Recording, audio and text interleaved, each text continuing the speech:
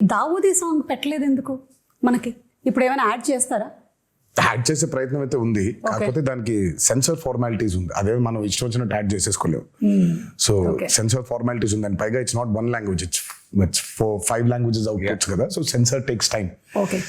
దావుదీ పాట తీసేయడానికి it was a collective decision అండి. నాది, శ్రీకర్ ప్రసాద్ గారిది అండ్ శివది. సినిమా చూస్తూ ఉంటే కథ చాలా సీరియస్ గా ట్రావెల్ మొదలైపోయింది. అప్పుడే కథ సీరియస్ గా టేక్ ఆఫ్ అయింది. ఆ టేక్ ఆఫ్ జరుగుతుంటే అందరికీ we felt it was a break.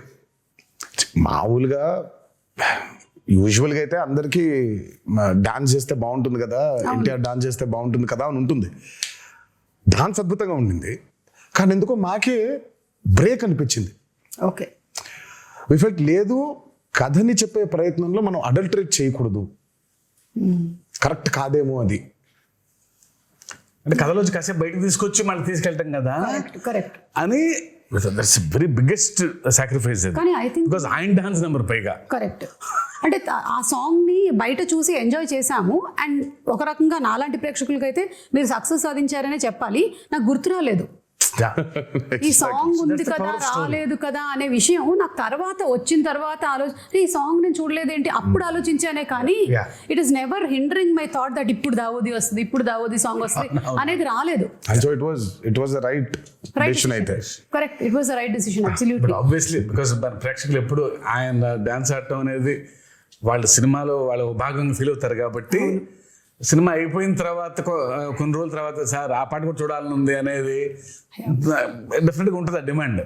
And అందులోనూ మనకి అనిరుద్ధ్ గారు అండ్ రామ్ జోగి శాస్త్రి గారు, ఈయన లిరిక్స్, ఆయన ఇచ్చినటువంటి మ్యూజిక్ అసలు పెన్ను పెట్టి రాసినట్లేదు, ఒక పంతం పట్టి రాసినట్టుగా ఆ ఫియర్ సాంగ్ కానీ ఎవ్రీథింగ్. ఎస్పెషల్లీ ఆయుధ పూజ పాట బాబోయ్, అసలు రామ్ జోగి శాస్త్రి గారికి అయితే దండ పెట్టేయాలని. ఆ పాట కొంచెం రావడం లేట్ అయింది, because Anirudh was also very busy. ఆయన he was travelling to that shows in America. ఆ సాంగ్ అవుట్పుట్ రావడం లేట్ అయింది. ఎల్లుండి సాంగ్ చేయాలి, ఈ రోజు సాంగ్ పంపించాడు ఆయన. రేపటికెల్లా రికార్డ్ చేసేసి ఎల్లుండికెల్లా పాట మొదలు పెట్టాలి. డేట్స్ లేవు, సినిమా రిలీజ్ డేట్ దగ్గర పడిపోతుంది, త్వరగా అవ్వుకొట్టాలి పాటని. అసలు అమ్మో, ఇంకా ఆయన మామూలుగా ఆయన సరస్వతి పుత్ర అని అంటారు. ఆ రోజు మాత్రం బిలీవ్ చేశాను. ఇక్కడ నేను అన్నాను, బాబోయ్ దండం పెట్టేయాలండి మీకు, అసలు నిజంగా సరస్వతి పుత్రుడే మీరు. పాట ఈరోజు వచ్చింది, గంటలో అంత అద్భుతమైన పాట రాశాడంటే ఆయనకి ఏమైపోయిందంటే, దేవరా మూవీలో ట్రావెల్ అయ్యి కథ వింటూ క్యారెక్టర్స్ గురించి అండర్స్టాండ్ చేసుకుంటూ ఆయనకి నరనరానే ఎక్కేసింది.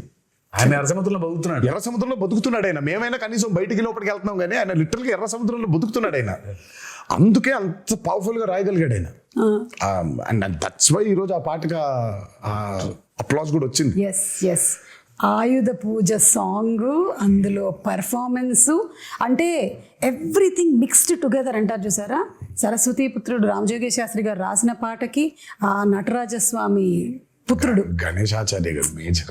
అదే, but your performance and Ganesh Acharya గారు మీ కాంబినేషన్ కూడా ఫస్ట్ టైం. ఆయన పాప ఎప్పటి నుంచో is been waiting. First time ఈ పాట కలిసినప్పుడు మీటింగ్ లో కూర్చున్నప్పుడు ఆయన ఈస్ బీన్ టెలింగ్, నేను అసలు చాలా సంవత్సరాల నుంచి వెయిట్ చేస్తున్నాను ఒక పాట చేయడానికి మీతో. నేను మంచి పాట దొరికింది మాస్టర్జీ మనకి అని అంటే, ఆయన అసలు ఆ పాట విన్న దగ్గర నుంచి ఇంకా అసలు పూనకంలోనే ఉన్నాడు ఆయన. నాకే కొత్తగా ఉంది.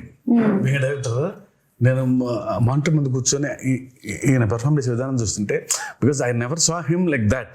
ఇప్పుడు ఆపరేషన్ లేకుండానే మోకాళ్లకు ప్లాస్మా ట్రీట్మెంట్, మీ ఆర్థోపెడిక్ సమస్యలన్నిటికీ రోబోటిక్ టెక్నాలజీ ద్వారా తక్కువ ఖర్చుతో శాశ్వత పరిష్కారం, ఫ్రీ కన్సల్టేషన్, ప్రతి ట్రీట్మెంట్ పై 20% డిస్కౌంట్. ఈ ఆఫర్ కొద్ది రోజులు మాత్రమే, త్వరపడండి.